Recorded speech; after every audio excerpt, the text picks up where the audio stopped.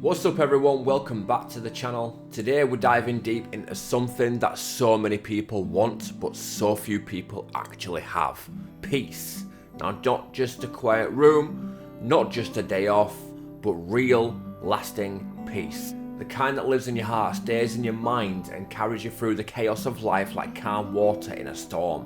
Whether you're dealing with anxiety, overthinking, burnout or just feel out of sync, this video is for you. So here are 10 things you should seek out to create near perfect peace in your mind and your heart. So number 1 is purpose. Let's start with one of the deepest drivers of peace, purpose. Purpose is what gives your life direction. Without it, even success can feel empty. You can have money, friends, attention, but without a clear why, you're just floating. Purpose is what gets you up in the morning when you're tired. It keeps you centered when life gets chaotic, and it doesn't have to be some big world-changing mission. It could be raising your family with love, creating meaningful art, helping people, building a business, or even mastering your craft. People who lack purpose often find themselves lost in distraction, constantly seeking stimulation to fill the void. But when you have a purpose, you don't need to chase peace. It finds you, because you know where you're going, and that makes all of the difference. Now number 2 is you cannot have peace while carrying the weight of vast. Now number 2 is forgiveness. You cannot have peace while carrying the weight of past pain. Forgiveness is the decision to let go, not for them, but for you. It's about removing the power that pain has over your current moment. Now a lot of people think forgiveness means pretending like it didn't hurt or that the other person didn't mess up, but that is not it. Forgiveness says, yes, what happened to me was wrong, but I refuse to give it the power to keep hurting me now. Unforgiveness keeps your mind stuck in loops. You replay arguments, imagine comebacks, relive moments over and over. That's emotional imprisonment, and every minute you spend angry is a minute of peace you're giving away. Forgiveness isn't weakness, it's freedom. It's one of the hardest things to do, but one of the most powerful steps towards internal calm. Forgive for yourself, for your own reasons. Do not stay angry. Do not dwell on the past. Things will happen. Just make sure that you can forgive the situation, not the person, depending on the severity of it, obviously. Now, number 3 is stillness and solitude. In a world obsessed with productivity, noise, scrolling, and busyness, stillness is a radial act. When was the last time you just sat in silence? No phone, no music, no notifications, just you. This was something I covered in an earlier video, that I literally turn off all devices for a good 10 to 15 minutes and I just focus on my breathing. Literally, just focus on my breathing. People think, well, you know how to breathe. And I'm like, no, really think about your breathing. Focus on properly breathing in the nose and out of the mouth. And then again, in the nose, out of the mouth. Solitude gives you the space to actually hear yourself. It's where your real thoughts show up, where your heart starts to speak. And in those quiet moments, you often find the answers you've been looking for externally. Now, stillness also builds emotional regulation.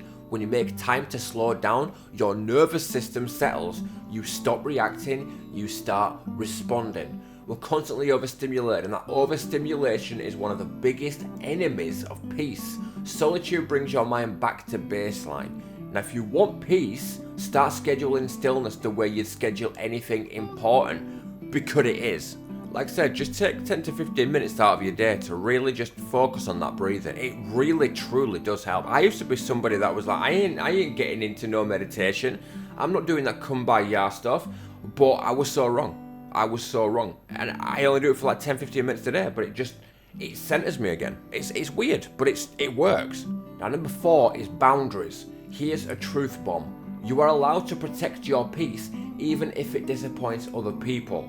Boundaries are not walls, they're doors with locks. You decide who comes in, when and for how long. When you have no boundaries, people will walk all over your emotional garden and you'll be the one left picking up the mess. This isn't just about saying no, it's about saying yes to yourself. No, you don't have to answer every call. No, you don't owe everyone your time. No, you don't have to agree to everything just to be liked. When you set clear boundaries, you create space for peace to exist. You are no longer in fear of being drained, used, or walked over because you've drawn the line. Boundaries are self-respect in action, and self-respect brings peace like nothing else. I can truthfully say right now, this is something that I've really had to knuckle down on in the last couple of years, because I didn't let everybody in. I guess I had some form of boundary, but it just wasn't that strong. I used to say yes to almost everybody. I used to answer almost every call, if not every call. I felt like I was obligated to serve and protect specific people. I didn't agree to everything just to be liked, but at the same time, I rarely ever said no. And I've started learning that actually, no is a good answer. No can be said sometimes. Now, number 5 is gratitude. It's impossible to be truly grateful and miserable at the same time. Gratitude is a lens. It shifts how you see everything. You start noticing blessings that were hiding in plain sight. You realize how much you already have. But let's be real, gratitude isn't always easy, especially when life is hitting hard. It's not about pretending everything is great. It's about training your mind to recognize both the struggle and the good. To say, this is tough, but I'm still breathing, I still have chances, I'm still loved. Gratitude grounds you. It takes you out of fear, scarcity, and comparison, and into a state of peace and presence. Try this. Every day, list 3 things you're grateful for. Do it for 30 days and watch what changes. Again, this is something I had to learn in the last 5-6 years. I didn't really moan about life, but I used to do this thing where I compared to other people. Like, why is it fair that that person gets this and I get all stuck in life? Like, let's say, for example, every single relationship I've had, and yes, I mean every single relationship I've had, has had some form of obscurity and weirdness to it, where my partners have had severe struggles and mental blocks, and I felt it was my responsibility to try and help fix themselves, I guess, in a sense, like be some kind of real life superhero. And I used to do a lot of comparing. I used to, like I said, I didn't really used to moan as such, but I did question a lot of things. I questioned a lot of things. Instead of focusing on what I did have, what I could have, and strive to achieve it. So I have really started breaking down my life now and understanding just how grateful I am. Yes, okay, there's a lot of things in my life that I've actually fought for, but there are other things that I should be very grateful for. I can eat, I can breathe properly, I can walk, I can have a relationship if I so choose. I'm not bound to a wheelchair, I have a roof over my head, I have a cat that absolutely adores me and is like my best friend. There are things that are going for me, so I decided to break those down from the negativity, and I tried focusing on the positivity and what is going for me and being grateful for it. Now, number 6 is growth mindset. A fixed mindset believes that failure is a dead end. A growth mindset believes that failure is feedback. That mindset shift alone creates enormous peace. When you believe you can grow, you stop fearing mistakes. You stop beating yourself up over every single little misstep. Now you stop living in perfectionism and you start embracing progress. People with a growth mindset don't see obstacles as permanent, they see them as puzzles to solve. And that builds resilience, because even in chaos, they believe they'll figure it out. That belief brings calm. It also removes pressure. You're not trying to be perfect anymore, you're just trying to improve, and that's way more peaceful. This is me in a nutshell. For the longest time, since early adult life, I'm talking 16, 17 years old, I faced a lot of obstacles, and I got to a mindset where, no, this is temporary. Yes, it is bad, or yes, it is very challenging, but it is temporary. It won't be like this forever. And having that kind of mindset really does help. Really does help. The one thing that I cover in almost every video is do not be afraid to fail, because failure leads to learning, because failure is feedback. Now, number 7 is simplicity. Peace isn't always about what you need to add, it's often about what you need to remove. So many of us are overwhelmed not because life is hard, but because life is overpacked. Too many commitments, too many distractions, too much stuff. You don't need 17 productivity apps, you need less chaos. Start with your physical space, declutter your room, your desk, your car, then move to your schedule, then your relationships. Ask yourself, what is stealing energy but giving very little back? Simplicity makes space for presence, and presence is the birthplace of peace. Now I quickly just want to cover this in a personal experience of mine. This can also apply to people. Now, I sadly have a mother who has got so accustomed to life that she actually despises people. She despises people. She gives a very, very good reason for it, to be fair, because there's so many snakes out in the world.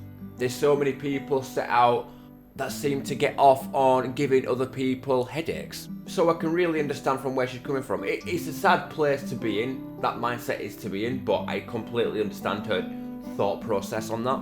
But like I said, simplicity can also apply to people. I used to give so many people so much time, energy, commitment, loyalty, everything. And they barely give like 1% back. And I still carried on, like an absolute idiot. And they served me no purpose at all. They didn't help my growth, they didn't support me, they didn't do anything. But this doesn't just apply to people. This applies to family. This is something that I really had to get my mind straight with. So many family members I made effort for, and I got absolutely nothing in return. And it's not about you shouldn't give to receive, but it is thinking about, hang on a minute, I'm giving my time and my energy to people that don't seem to reciprocate it on any level. Do they actually care about me? Are they actually serving my personal growth? No. So I always have a saying, don't try to fix the problem. If the problem is persisting, you need to get rid of the problem, not try fix it, because trying to fix it will probably lead to a lot of heartache, a lot of negative backlog in your way. So if a problem is persisting, simplify it. Get rid of the problem. Why waste your time and your energy on something that may never get fixed? And I'm talking about something that may never get fixed because yes, there's a chance, but if it's persistent, and what I mean by persistent is if you've tried and you've tried and you've tried and you've tried with something or someone and it isn't going anywhere, stop trying. Just get rid of it. It's like, there's another saying, you can lead a horse to water, but you can't make it drink. It's such a powerful saying, and it's something that I really like to stand by. Again, simplify it. Clearly the horse is the problem if it's not willing to drink, but you're gonna keep trying to get it to drink. Well, if it doesn't want to drink, it's not gonna drink. So stop trying. Get rid of the problem. I'm not saying get rid of the horse per se in a violent way, but just in the metaphorical sense, just stop wasting your time and your effort, because nothing is ultimately going to change. Now, number 8 is truth and authenticity. You cannot be at peace while living a lie. When you're pretending to be something you're not or suppressing who you really are just to fit in, you create internal tension, a silent war inside yourself. Authenticity isn't about being loud or dramatic, it's about alignment. It's saying what you mean, living according to your values and refusing to shrink for anyone's comfort. When you're authentic, you don't have to keep track of who you're pretending to be. You show up the same everywhere, and that creates emotional security. You start attracting the right people and stop worrying about the wrong ones. Truth heals, pretending poisons. If you want peace, be real with yourself first and the rest follows. There are so many people I know in my life, or I did know in my life, that pretending to be somebody they are not. And it has led to heartache and misery. Let me ask you a very, very honest question right now. Do you have a phone voice? Now, what do I mean by this? I used to do it. I used to do it. When somebody would phone, my tone and ever so slightly my accent would change. I mean ever, like 0.01%, but it would change. It would become a lot more formal, it would become a lot more well spoken. And I'm like, why? Why is that happening? You want to stay professional, but what if it's friends or family? I used to do it to everybody. On the phone, I used to literally change the way I spoke. But I've stopped doing that. Yes, okay, if you're going for a job interview and they phone you up, then speak professionally, but don't change the way you speak as such. Still be yourself, because eventually when that person does meet you, when that interviewer does meet you, they're going to go, hang on a minute, they are a little bit different from the phone. Like I said, the majority of people in this life do have phone voices. I'm just curious if you have a phone voice. Number 9 is compassion for others and yourself. One of the most overlooked killers of peace is harshness towards others and towards ourselves. The voice in your head that says, you're not enough. The judgment you cast on people who hurt you. All of that, it creates tension. Compassion breaks the cycle. Start by extending it to yourself. You are a work in progress. You're going to mess up. That's not weakness, that's growth. When you stop beating yourself up, you start healing faster. Now extend that compassion outwards. Everyone is carrying something you don't see. Everyone's doing their best with what they know. Compassion doesn't mean you excuse bad behaviour, it means you stop letting it turn you bitter.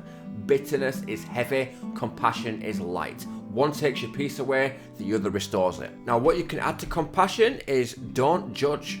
So many people, even me to an extent, judges a book by its cover. Whether it's people going down the racist route just because of a different skin colour, whether it's because of a different age, a different height, a different weight, a different way they speak, a different accent, a different way that one eye is positioned a little bit different than the other, uneven proportioned bodies. There is so much judgment. You can attach judgment to compassion. Don't judge your book by its cover.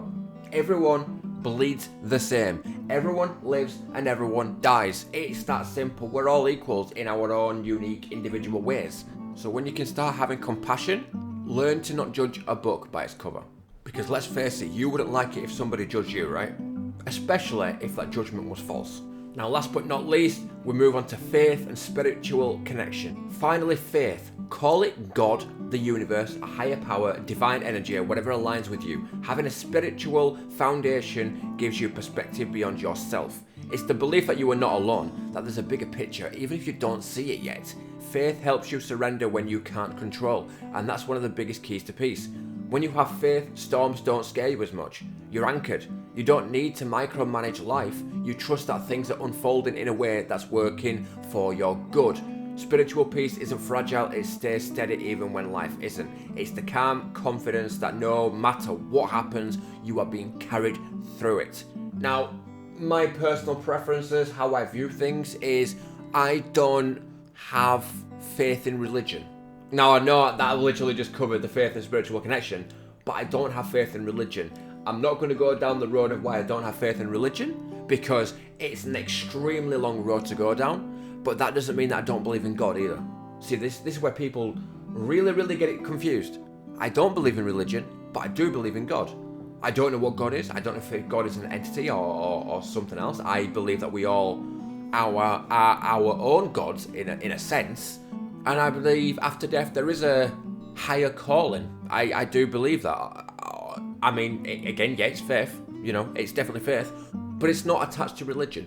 Spiritual connection, that is more where I am sort of towards, because, I don't know, it's difficult to explain. But for me personally, I can feel very spiritually connected to people. Spirit is another way of saying the soul. And I would definitely go more towards the spiritual side than the religious side, for sure. But what are you guys? Are you a Christian? Are you a Muslim? Do you have faith in God? Do you have faith in religion? If you do, let me know in the comments, because I actually would like to talk about this. So look, peace doesn't come overnight. It's something you build piece by piece. It's the result of small, intentional choices stacked over time. But if you start seeking these 10 things, purpose, forgiveness, solitude, boundaries, gratitude, a growth mindset, simplicity, authenticity, compassion, and faith, I promise you peace will start to take root. And once you taste that kind of peace, you'll protect it with everything you've got. And you will not have a more centered core than you would have without them. You'll be very surprised just how at peace you are in your mind and in your heart. Now, before you go, I've got to shine a light on my guy Right Track. If you care about peace, you should care about financial peace too. And Right Track is dropping real gems for young people who want to master their money game early. He's teaching the stuff schools should have taught us. So if you're serious about building a stable, peaceful future, go show some love, hit that subscribe and learn something real. Now if this video helped you, inspired you, or made you think, don't forget to like, subscribe and drop a comment below. Tell me which of these 10 hit you the hardest. What's one thing you're working on for your own peace? Let's build together, and until next time, stay grounded, stay growing, and protect your peace.